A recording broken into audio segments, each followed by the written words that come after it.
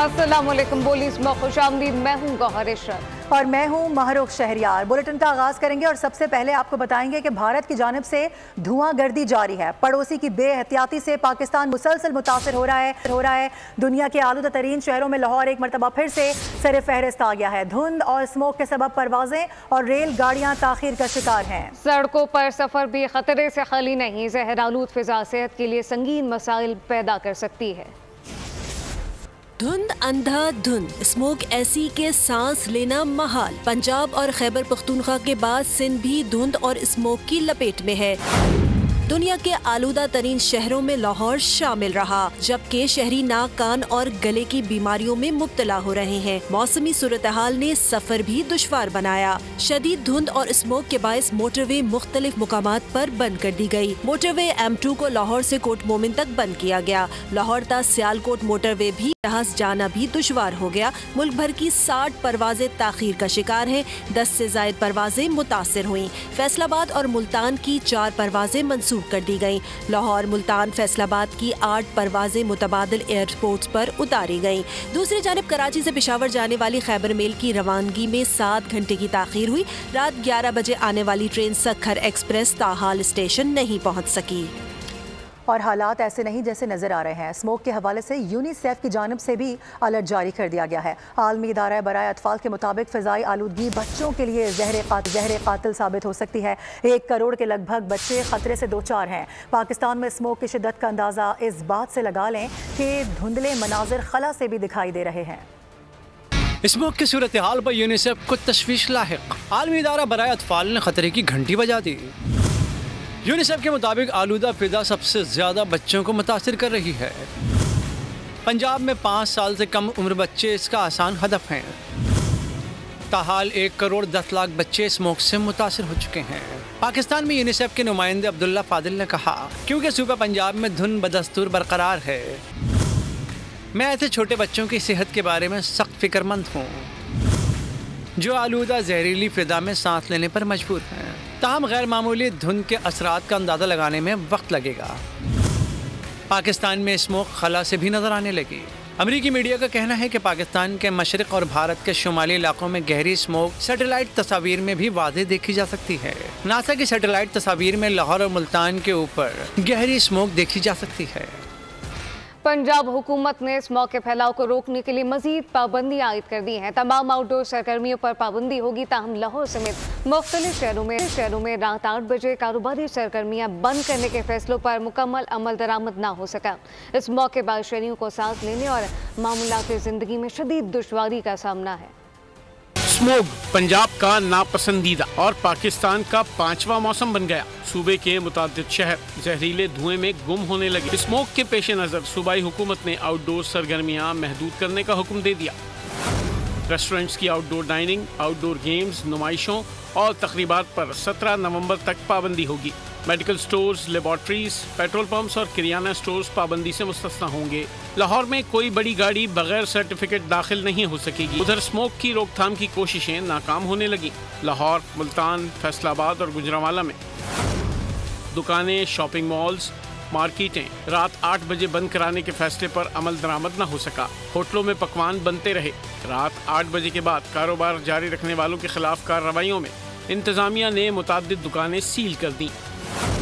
Smoke बढ़ने से शहरियों को नाक, कान, गले की बीमारियों का सामना है, जहां अस्पतालों में स्मोक के बाइस मरीजों का रश बढ़ गया है। और नाजरीन, जिस तरह से हम गुफ्तगू कर रहे हैं इस हवाले से बार बार के स्मोक ने लाहौर में इस वक्त डेरे डाले हुए हैं और AQI इंडेक्स इस वक्त शदीद हद तक मुतासर कर रहा है लोगों को। काफ़ी लोग परेशान भी, और ऐसे में हम देख रहे हैं कि जो ट्रेनों की आमदो रफ्त है वो काफ़ी ज़्यादा मुअत्तल होती नजर आ रही है। फातिमा शराजी से बात करेंगे, उनसे पूछेंगे कि इस हवाले से क्या इकदाम लिए जा रहे हैं। फातिमा, बताइएगा, आप वहीं पर मौजूद हैं, क्या देख रही हैं, किस तरह की परेशानी का सामना, इकदाम क्या लिए जा रहे हैं? जहाँ स्मोक और फोक की वजह से मोटरवेज को बंद कर दिया गया ताकि कोई भी हादसा ना हो, उसी की वजह से ट्रेन्स का स्केड्यूल भी मुतासिर हो गया है और यहाँ कई शहरी परेशान हैं। कल भी कई ट्रेन्स जो थी वो बहुत ज़्यादा मुतासिर थी, तख़ीर का शिकार थी और आज भी बहुत ज़्यादा स्केड्यूल डिस्टर्ब है। कितने बजे के यहाँ आए हुए हो और अब टाइमिंग क्या बता रहे हैं, कितने बजे यहाँ ट्रेन रवाना होगी? हम सुबह 9 बजे के आए हुए हैं और अभी ये कह रहे हैं कि ट्रेन 1-1 बजे आएगी। ठीक है, उस दिन भी हम 10 बजे आए थे रात को और सुबह 4 बजे हम गए, ट्रेन नहीं आई है। 2-3 दिन हो गए, कैसे ही हो रहा है। अच्छा, 2-3 दिन से आप आ रही हैं और वेट कर रही हैं ट्रेन आने का, और आज फाइनली आ रही है लेकिन लेट आ रही है। जी, कल हम लेट हो गए थे और आज ट्रेन लेट है, और परसों हम आए थे और ट्रेन सुबह 4 बजे तक नहीं आई थी। स्मोक की वजह से मोटरवेज़ और ट्रेन का जो स्केड्यूल है वो फ़िलहाल मुतासिर है, और तिब्बी माहिरीन और बाकियों का ये कहना है कि जो कोई किसी भी जगह पे सफ़र कर रहा है उसे मुल्क में धुंध और स्मॉग की वजह से ट्रेनों का शेड्यूल बुरी तरह मुतासर है। दीगर शहरों से कराची आने और जाने वाली ट्रेनें कई घंटे ताख़ीर का शिकार हैं। मुसाफिर शदीद परेशान दिखाई देते हैं। तफसीलात क्या है, मरियम हसन से जानते हैं। जी मरियम। भर में स्मोक और धुंध की वजह से मुत्तईद ट्रेनें जो हैं वो लेट पहुंच रही हैं और ट्रेन शेड्यूल जो है वो बुरी तरीके से मुतासिर हुआ है। इस वक्त हम कराची कैंट स्टेशन पर मौजूद हैं और यहाँ पे 6 घंटे पेशावर से आने वाली खैबर मेल जो है वो तकरीबन 6 घंटे लेट पहुँची है। आप बताइएगा कितनी देर आप लोग जो है वो इंतज़ार कर रहे हैं, कौन सी ट्रेन है और कहाँ जाना चाह रहे हैं आप? हम मंडी बहाउद्दीन जा रहे हैं। हमने मिलत एक्सप्रेस टिकट ले रहे हैं, वो भी काफ़ी देर हो गई है लाइन में लगे, तकरीबन 1.5 से 2 घंटा हो गया हमें लगे हुए। जब हम आए भी थे मंडी बहाउद्दीन से तो हमें 24 घंटे का इन्होंने कहा था, तो 38 घंटों में उन्होंने हमें इधर पहुंचाया। उनकी जानिब से यही गुजारिश की जा रही है कि रेलवे इंतज़ामिया कोशिश करे कि ट्रेन जो हैं वो बर वक्त अपनी अपनी मंजिलों की जानिब जो हैं पहुंच जाएं, ताकि मुसाफिर जो हैं वो। मरियम हसन, बहुत शुक्रिया। आपको बताएं कि पंजाब हुकूमत का फ़िज़ाई आलूदगी के बाद 8 अजला के तालीमी इदारों को बंद रखने का फैसला। सूबाई हुकूमत के फैसले के तहत रावलपिंडी में भी तालीमी इदारे 13 से 17 नवंबर तक के लिए मुकम्मल तौर पर बंद कर दिए गए हैं। तफसीलात बता रहे हैं हमारे नुमाइंदे इसरार खान। जी इसरार।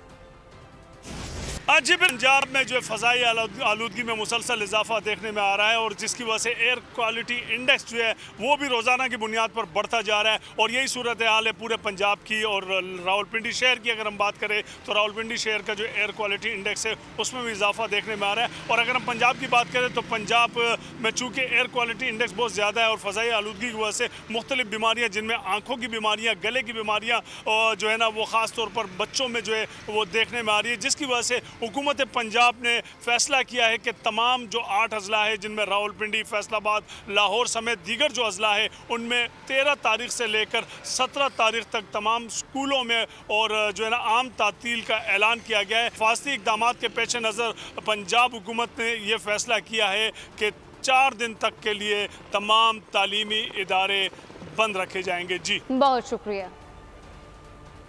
दीगर खबरें शामिल करेंगे। आपको बताएं कि IMF मिशन का दौरा पाकिस्तान इस वक्त जारी है। चीफ नेथन पोर्टर की क़यादत में वफ्द की वज़ारत ख़जाना आमद हुई है। वज़ीर ख़जाना मोहम्मद औरंगज़ेब ने IMF वफ्द को माशी सूरत हाल पर ब्रीफिंग दी है।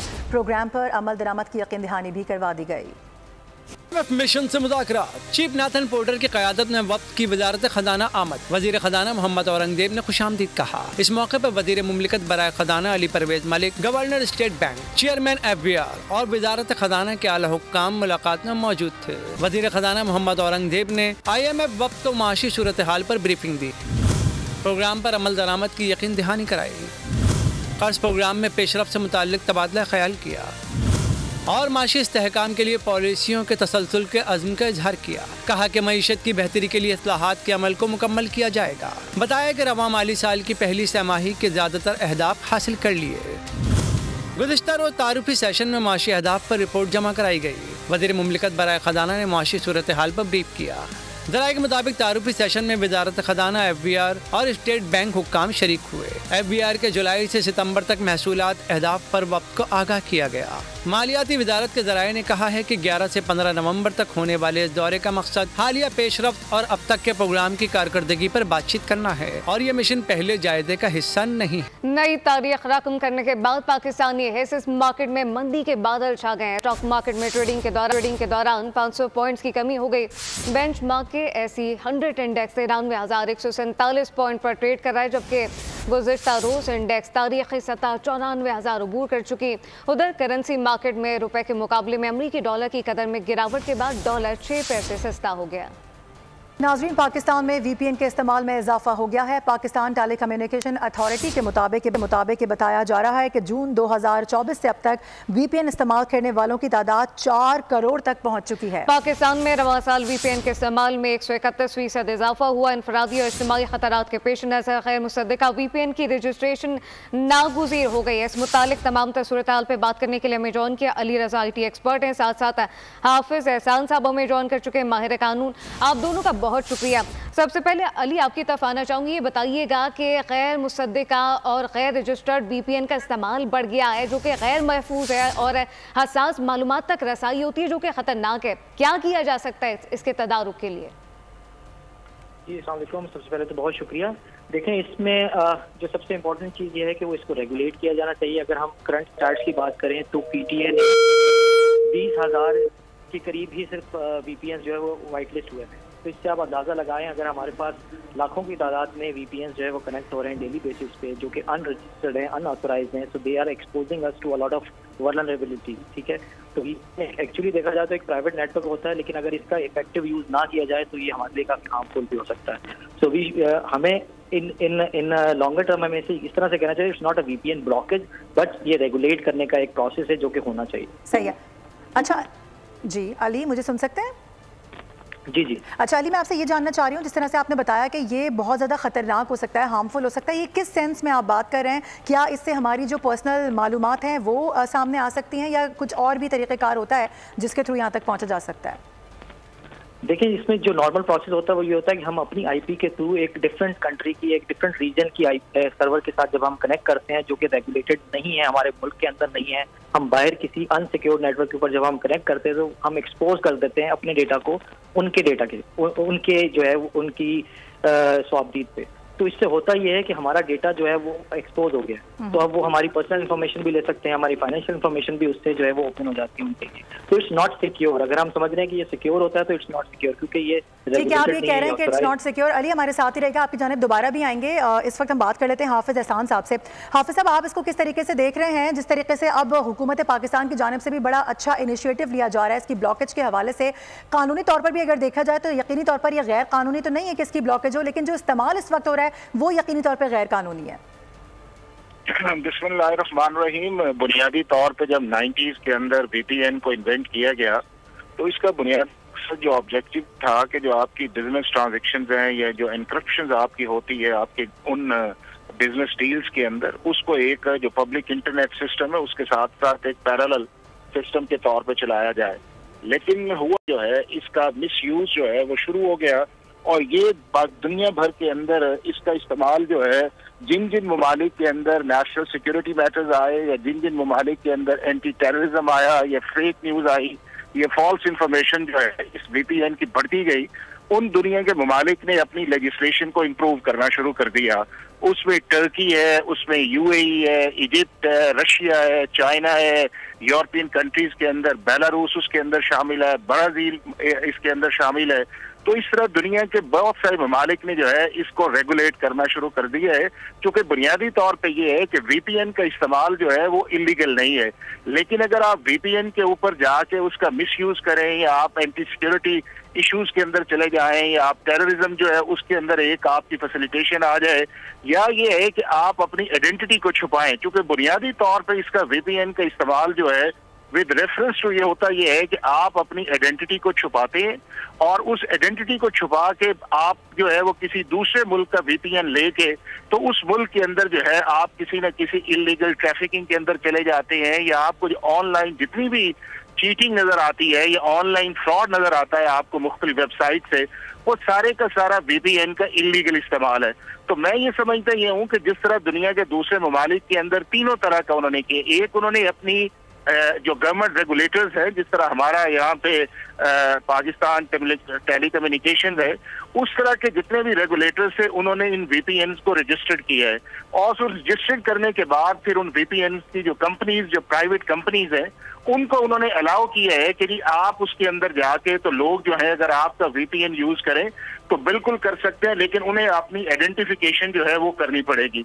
दूसरा उसके अंदर ये किया है उन ममालिक ने कि अपनी सर्विलेंस को जो है उसके अंदर इंक्रीज कर दी है, और ये सर्विलेंस जो है जो इसको जो डीप टेलीकम्युनिकेशन इंटरसेप्शन है, DPI जो है, ये दुनिया के सारे एडवांस ममालिक ने शुरू कर दिया है, जिसमें यूनाइटेड स्टेट्स भी है, यूरोपियन कंट्रीज के ममालिक भी हैं, आपके उसके बाद ऑस्ट्रेलिया, कनाडा, सब ममालिक ने उसको सर्विलेंस को स्ट्रॉन्ग कर दिया है।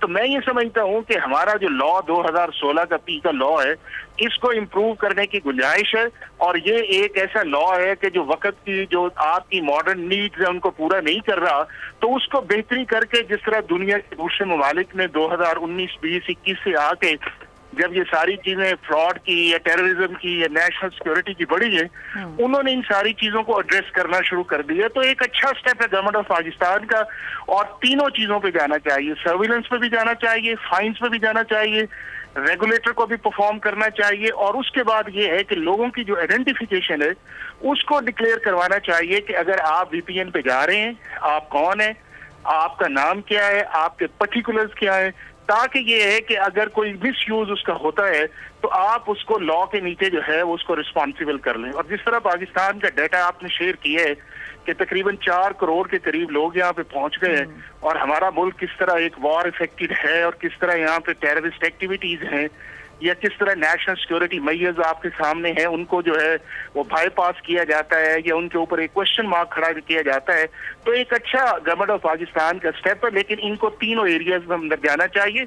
नंबर 1 ये है कि लोगों को इस चीज का एहसास दिलवाना चाहिए कि हम VPN को बैन नहीं कर रहे, बल्कि रजिस्टर्ड VPN जो है उनको कर रहे हैं, और उनके अंदर जाके आप उन चीजों को जो है अपने VPN को यूज कर सकते हैं। पब्लिक हुकूमत पाकिस्तान की जानिब से ये यकीनी तौर पर एक ऐसा इकदाम है कि VPN का इस्तेमाल गलत नहीं है, VPN को यूज कीजिए, लेकिन VPN का इस्तेमाल तब गलत है जब आप गैर कानूनी सरगर्मियों में मुलविस हो, या फिर अपनी लोकेशन या जगह बदलकर उसको इस्तेमाल किया जाए। इस तमाम सूरत हाल पर हमारे साथ मौजूद थे अली रजा IT एक्सपर्ट, साथ साथ हाफिज एहसान माहिर कानून साथ मौजूद है। आप दोनों का बहुत शुक्रिया। न्यूज़ बुलेटिन से फिल वक्त इतना ही। मजीद खबरों अपडेट्स के लिए आप देखते रहिए बोल न्यूज़।